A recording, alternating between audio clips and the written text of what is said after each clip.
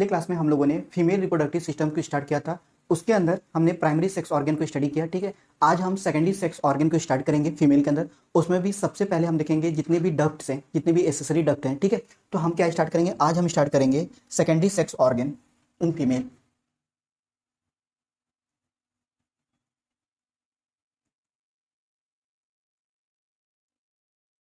Secondary sex organ या secondary reproductive organ के अंदर हमने एक्सटर्नल जेनाइटेरिया के बारे में देखा था कि 4 चीजें होती हैं। मॉन्स प्यूबिस होता है, क्लिटोरिस होता है, वेस्टिब्यूल होता है और लेबिया होता है, ठीक है।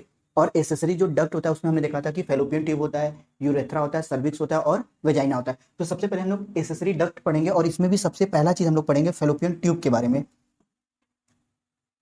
पहला हमारा जो टॉपिक इसमें रहेगा फेलोपियन ट्यूब। अच्छा बच्चा, आपको पता होगा कि जो फेलोपियन ट्यूब होता है ये एक तो वन पेयर स्ट्रक्चर होता है। तो हमारा सिंपल सा पॉइंट हो गया ये कि ये वन पेयर स्ट्रक्चर होता है,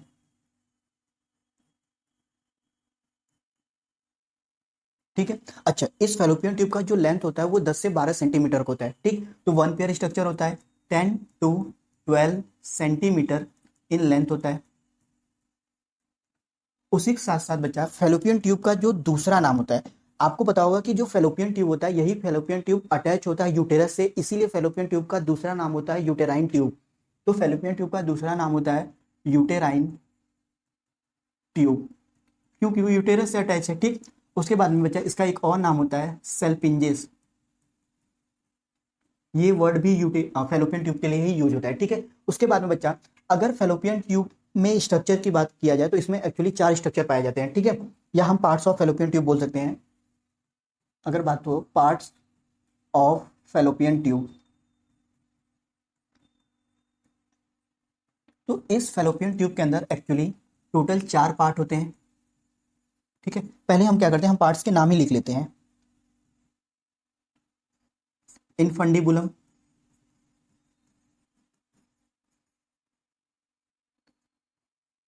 एम्प्यूला, इस्थमस और जो बच्चा लास्ट वाला पार्ट होता है वो होता है इंटरम्यूरल, या इसी को इंटरस्टिटियल भी बोला जाता है, ठीक है।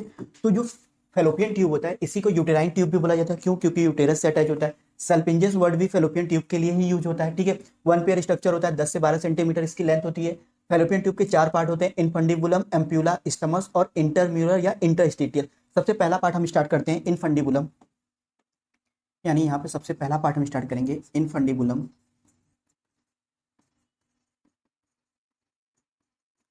जब जाए ये सारी चीजें तब हमें क्लियर होगी जब हमें स्ट्रक्चर क्लियर हो। तो एक स्ट्रक्चर इससे पहले हम बना देते हैं।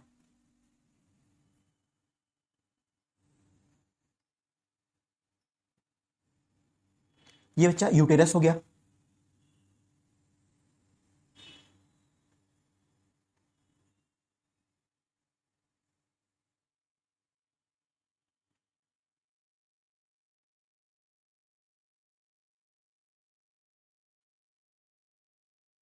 ये फेलोपियन ट्यूब हो गया, ठीक है।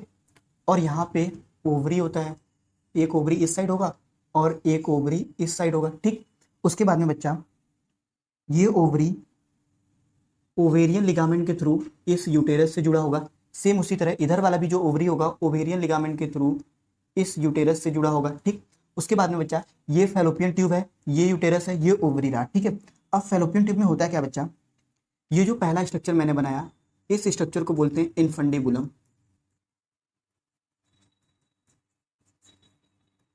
ठीक।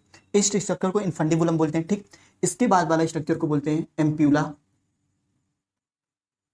और इसके बाद वाले स्ट्रक्चर को बोलते हैं इस्थमस, ठीक है। और ये वाला पार्ट होता है, ये वाला पार्ट जो फेलोपियन ट्यूब इस यूटेरस में ओपन हो रहा है इस वाले पार्ट को बोलते हैं इंटरम्यूरल पार्ट,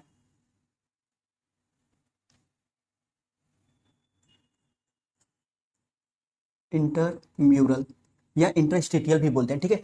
तो हम फेलोपियन ट्यूब के अंदर सबसे पहला पार्ट इनफंडिबुलम स्टार्ट करें। अच्छा, ये वाला स्ट्रक्चर ओवरी है, आपको पता है ये ओवरी है। तो ये जो इनफंडिबुलम है इस ओवरी के पास में है, तो क्या हम बोल सकते हैं कि जो इनफंडिबुलम होता है वो ओवरी के पास होता है। तो पहला पॉइंट हमारा यही है बच्चा, इनफंडिबुलम जो होता है ये क्लोज टू ओवरी होता है, तो क्लोज टू ओवरी। ठीक, उसके बाद में बच्चा क्या होता है, इस इनफंडिबुलम के पास ये जो फिंगर लाइक प्रोजेक्शन बने हैं, इस फिंगर लाइक प्रोजेक्शन को बोला जाता है फिम्बरी। ठीक है, तो हम लिख सकते हैं क्या, infundibulum, infundibulum has finger like projection, finger like projection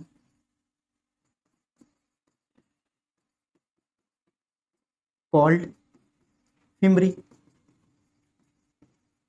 कोई पूछे फिम्बरी क्या होता है, तो इनफंडिबुलम का फिंगर लाइक प्रोजेक्शन वाला जो पार्ट होता है उसी पार्ट को फिम्बरी बोलते हैं। अच्छा बच्चा, इस फिम्बरी का काम क्या होता है, आपको बताया कि जो एक का फॉर्मेशन होता है वो इस ओवरी के अंदर होगा। अच्छा, जब इस ओवरी के अंदर एक बन जाएगा तो उस एक को कलेक्ट करने का काम फिम्बरी का होता है। तो फिम्बरी क्या करता है, फिम्बरी इस ओवरी से एक को कलेक्ट करेगा और कलेक्ट करके कहाँ लाएगा, इस फैलोपियन ट्यूब के अंदर। तो वही पॉइंट हम लिखेंगे क्या, fimbriae, fimbriae collects egg from, कहां से फिम्बरी एक को कलेक्ट करेगा, ओवरी से, from ovary and pushes into fallopian tube cavity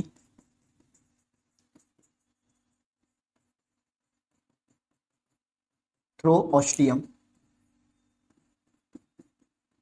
तो बच्चा होता क्या है कि इनफंडिबुलम का जो फिंगर लाइक प्रोजेक्शन वाला पार्ट होता है उसी पार्ट को बोला जाता है फिम्बरी। इस फिम्बरी का काम क्या होता है, ये फिम्बरी इस एक से एक को कलेक्ट करेगी, इस ओवरी से ये फिम्बरी एक को कलेक्ट करेगा और कलेक्ट करने के बाद इस फैलोपियन ट्यूब के अंदर इंटर कर देगा। किसके थ्रू, तो ऑस्टियम के थ्रू। होता क्या है कि जैसे सपोज कीजिए ये वाला पार्ट इनफंडिबुलम है, तो इस इनफंडिबुलम का ये जो फिंगर लाइक प्रोजेक्शन है यानी ये आगे वाला पार्ट फिम्बरी कहलाएगा। अगर यहाँ पे सपोज कीजिए कि ओवरी है, तो इस ओवरी से ये जो इनफंडिबुलम का फिम्बरी वाला पार्ट है उस एक को कलेक्ट करेगा और कलेक्ट करने के बाद इसके अंदर जो होल होगा उसी होल को हम बोलते हैं ऑस्टियम। उसी ऑस्टियम के थ्रू इस फैलोपियन ट्यूब के अंदर एक चला जाएगा। ठीक है, तो हम यहाँ पर मेंशन कर सकते हैं कि इस इनफंडिबुलम का जो फिंगर लाइक प्रोजेक्शन वाला पार्ट है यानी इसी पार्ट को तो हम फिम्बरी बोल रहे हैं, और ये फिम्बरी क्या करेगा, इसके अंदर जो एक बने रहेगा इसी एक को कलेक्ट करेगा और फैलोपियन ट्यूब के अंदर ला देगा। ठीक है, तो वही पॉइंट लिखा है कि इन फिम्बरी कलेक्ट एक कहां से, ओवरी से कलेक्ट करने के बाद कहां पुश कर देगा, फैलोपियन ट्यूब के अंदर पुश कर देगा। किसके थ्रू, ये जो होल होता है ऑस्टियम उसके थ्रू। ठीक है, अब बच्चा ऑस्टियम का क्या मतलब एक बार देख लेते हैं।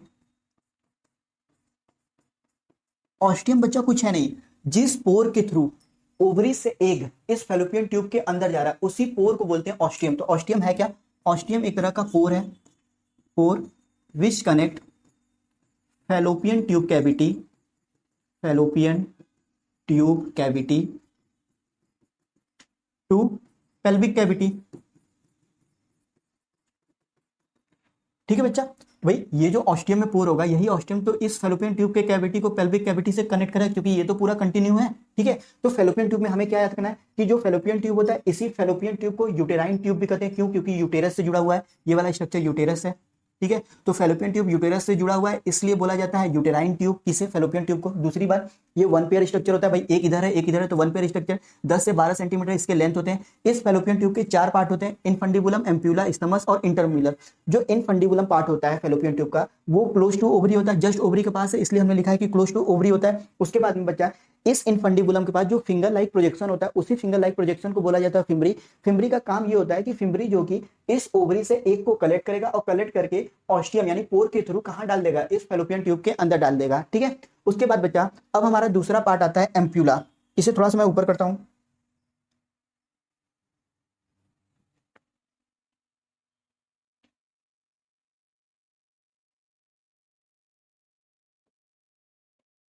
अब बच्चा इनफंडिबुलम के बाद जो दूसरा पार्ट आता है वो होता है एम्प्यूला। अच्छा बच्चा, जो एम्प्यूला वाला पार्ट होता है ये पूरे फैलोपियन ट्यूब का सबसे वाइडेस्ट पार्ट होता है, तो वाइडेस्ट होता है। ठीक है, और सबसे longest part of fallopian tube भी होता है, वाइडेस्ट के साथ साथ सबसे लॉन्गेस्ट पार्ट होता है फैलोपियन ट्यूब का, फैलोपियन ट्यूब। ठीक है, उसके बाद बच्चा एम्प्यूला के बाद जो तीसरा पार्ट आता है वो होता है स्टमस। अच्छा, ये जो स्टमस होता है ये नैरो ट्यूब लाइक स्ट्रक्चर होता है, नैरो ट्यूब लाइक स्ट्रक्चर होता है। उसके बच्चा जो लास्ट पार्ट होता है जिसे इंटरम्यूरल या इंटरस्टिटियल पार्ट बोलते हैं, इंटरम्यूरल या इसी को इंटरस्टिटियल बच्चा ये जो पार्ट होता है ये कहाँ ओपन होता है, यूटेरस के अंदर होता है, यानी ओपन इनटू यूटेरस। ठीक है, हम स्ट्रक्चर में देख भी सकते हैं।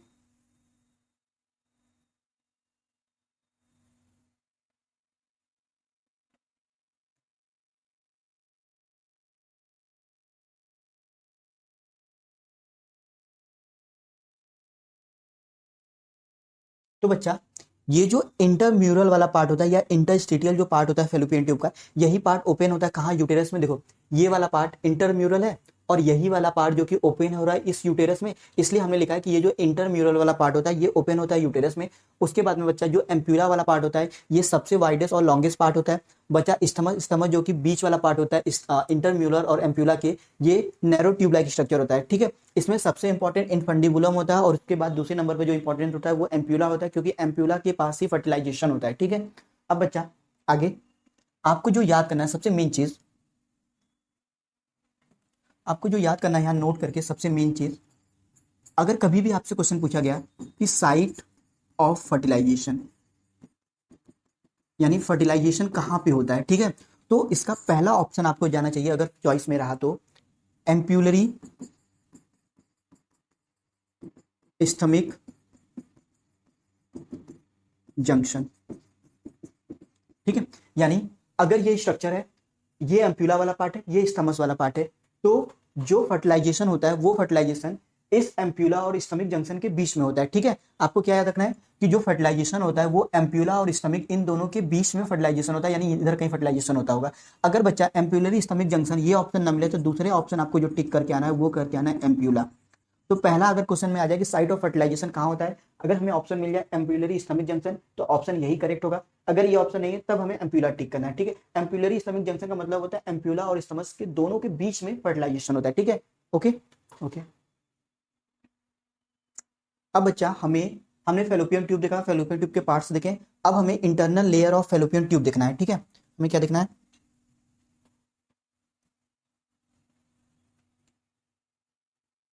Internal layer of fallopian tube. बच्चा इसमें एक्चुअली टोटल 3 लेयर होता है, इसमें टोटल 3 लेयर होता है फेलोपियन ट्यूब के अंदर, टोटल 3 लेयर होता है। पहला पहला जो लेयर होता है वो होता है बच्चा सिरोसा। अच्छा, ये जो सिरोसा होता है ये पेरिटोनियम का लेयर होता है, तो पेरिटोनियम लेयर होता है। अच्छा, आपको पता होगा कि पेरिटोनियम में एक्चुअली 2 लेयर होता है, या तो पैराइटल होगा या तो विसरल होगा। अगर दोनों होगा तो आउटर वाले को पैराइटल बोलते हैं और इनर वाले को विसरल कहते हैं। तो यहाँ पे बच्चा पेरिटोनियम का केवल इनर वाला लेयर प्रेजेंट होता है, यानी विसरल। तो पेरिटोनियम का कौन सा लेयर प्रेजेंट होगा, विसरल।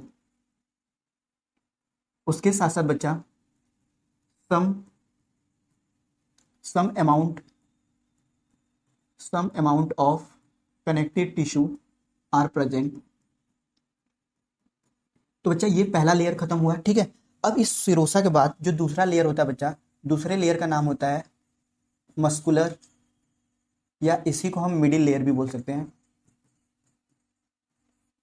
अच्छा बच्चा, ये जो 2 मिडिल लेयर होता है ये एक्चुअली में 2 लेयर से मिलकर बना होता है। अच्छा, 2 लेयर होगा तो एक बाहर की तरफ होगा एक अंदर की तरफ होगा, तो जो बाहर वाली होती है वो लॉन्गिट्यूडनल मसल होता है और जो अंदर वाली होती है वो सर्कुलर मसल होता है। ठीक है, तो इसमें हम लिख सकते हैं, क्या लिख सकते हैं,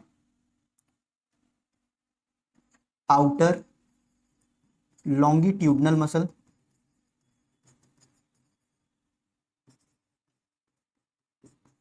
प्लस इनर सर्कुलर मसल। ठीक है बच्चा, तो ये आपका मिडिल लेयर खत्म। तीसरा जो सबसे इनर मोस्ट होता है बच्चा उसका नाम है columnar ciliated epithelium. Columnar ciliated epithelium.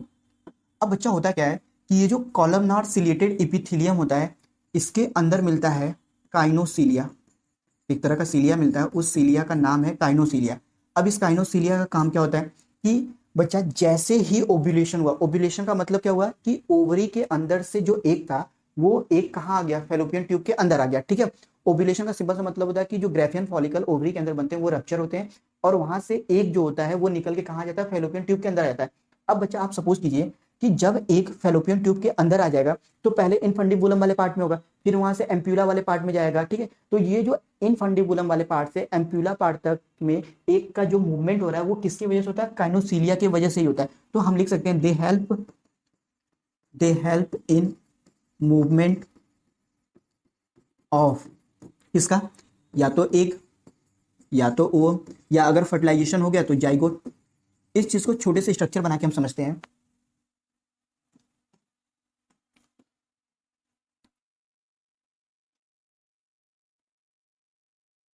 ये रहा यूटेरस, ये रहा फैलोपियन ट्यूब, ठीक है, और ये रहा ओवरी। आप सोचो बच्चा, इस ओवरी के अंदर सपोज कर लो कि ये एक का फॉर्मेशन हो गया, और इस इनफंडिबुलम का जो फिम्बरी वाला पार्ट होगा वो इस एक को कलेक्ट करेगा, और कलेक्ट करके मान लो यहां ले आ दिया, ठीक है। और मान लो कि ये वाला पार्ट कहीं पे एम्प्यूला है, ये एम्प्यूला वाला पार्ट, और ये वाला पार्ट इस्थमस, और नीचे ये इनफंडिबुलम वाला पार्ट। अब बच्चा होता क्या है कि आपको पता है कि जो फर्टिलाइजेशन होता है वो एम्प्यूलरी और स्टमिक जंक्शन पे होता है, यानी इन दोनों के बीच में।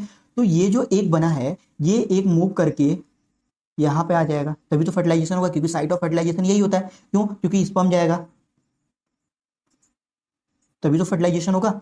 तो इस एक को यहां से यहां लाने में, यानी एक का जो मूवमेंट हो रहा है उस मूवमेंट में कौन हेल्प करता है, काइनोसिलिया हेल्प करता है। तो वही पॉइंट लिखा है, they help in movement of egg या ओवम। अच्छा, अगर स्पर्म यानी मेल गैमेट और एग का फर्टिलाइजेशन हो गया तो जाइगोट बन जाएगा, तो उस जाइगोट को भी आगे लाएगा, क्योंकि इम्प्लांटेशन तो इसी यूटेरस के अंदर ही होना है, ठीक है। तो हम लिख सकते हैं कि जो एग का या ओवम का या जाइगोट का जो मूवमेंट होता है वो किसकी वजह से होता है, काइनोसिलिया। और काइनोसिलिया कहाँ मिलेगा, फैलोपियन ट्यूब के अंदर मिलेगा, ठीक है। उसके बाद बच्चा हमें एक चीज में और याद होना चाहिए कि फैलोपियन ट्यूब के अंदर ही पेग सेल मिलता है, ठीक है। फैलोपियन ट्यूब के अंदर ही क्या मिलता है, पेग सेल मिलता है। और इस पेग सेल से जो सिक्रीशन होता है उसे बोलते हैं ट्यूब्यूलर सिक्रीशन। क्या बोलते हैं, ट्यूब्यूलर सिक्रीशन। और ये ट्यूब्यूलर सिक्रीशन क्या करता है, ये जो एग होता है जो ओवरी से निकल के फैलोपियन ट्यूब में गया है, या फिर एग का फर्टिलाइजेशन हो गया स्पर्म के साथ, तो जो चाहे एग हो चाहे जाइगोट हो, ठीक है, उसे नरिसिस करने का भी काम इसी ट्यूबुलर सिक्रेशन का काम होता है। तो ट्यूबुलर सिक्रेशन क्या करता है, नरिसेस एक, या ओवम बोल दो या जाइगोट बोल दो, ठीक है, ताकि जो एग हो या ओवम हो या फर्टिलाइजेशन के बाद जो जाइगोट वो ड्राइन हो। नरिसेस करने का भी काम इसी पेग सेल का होता है। तो आपको सबसे इंपॉर्टेंट क्या याद रखना है कि साइट ऑफ फर्टिलाइजेशन कहाँ होता है, एम्प्यूलरी स्टमिक जंक्शन में होता है। अगर ये ऑप्शन ना मिले तो एम्प्यूला मानना है। दूसरा चीज आपको याद करना है कि फैलोपियन ट्यूब के अंदर दो चीजें याद करनी है। क्या? पहला काइनोसिलिया। काइनोसिलिया क्या करती हैं, ये एग के मूवमेंट में हेल्प करती हैं। जो पैसेज ऑफ एग होता है एक जगह से दूसरी जगह, ये काइनोसिलिया के थ्रू ही होता है, ठीक। दूसरा, फैलोपियन ट्यूब के अंदर ही पेग सेल मिलता है। ये पेग सेल क्या करता है, नरिसेस करता है, ताकि जो एग हो या जो जाइगोट वो ड्राई ना हो, ठीक है। ठीक है बच्चा, ओके।